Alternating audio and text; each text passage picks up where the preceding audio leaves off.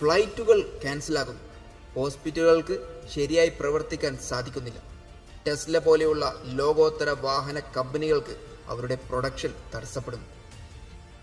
Financial market അല്ലെങ്കിൽ stock മാർക്കറ്റിൽ വൻ തകർച്ചകൾ സംഭവിക്കുന്നു.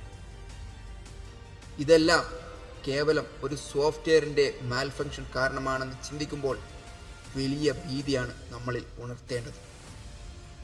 കഴിഞ്ഞ ദിവസം ജൂലൈ 19 മൈക്രോസോഫ്റ്റിൻ്റെ ഒരു അപ്ഡേഷനിൽ സംഭവിച്ച ഒരു എററാണ് ഇതിനെല്ലാം കാരണം. ക്രൗഡ് സ്ട്രൈക്ക് എന്ന് പറയുന്ന ഒരു ആപ്ലിക്കേഷൻ സോഫ്റ്റ്വെയർ കമ്പനി അവർ നടത്തിയ ഒരു അപ്ലോഡിങ്ങിൽ പറ്റിയതാണ് ഈ മൊത്തത്തിലുള്ള ഈ ഒരു മിസ്ഫങ്ഷൻ. നാം ഇത്രയേറെ പുരോഗമിച്ചു എന്ന് നമ്മൾ പറയുമ്പോൾ അല്ലെങ്കിൽ അവകാശപ്പെടുമ്പോൾ നമ്മൾ അതിലേറെ ഭയപ്പെടേണ്ടവരാണ് എന്നാണ് ഇതെല്ലാം നമുക്ക് തെളിയിക്കുന്നത്. കേവലം ഒരു സോഫ്റ്റ്വെയറിൻ്റെ എറർ മൊത്തം നമ്മുടെ ഭൂമിയുടെ ചലനത്തെ പോലും ബാധിച്ചിരിക്കും.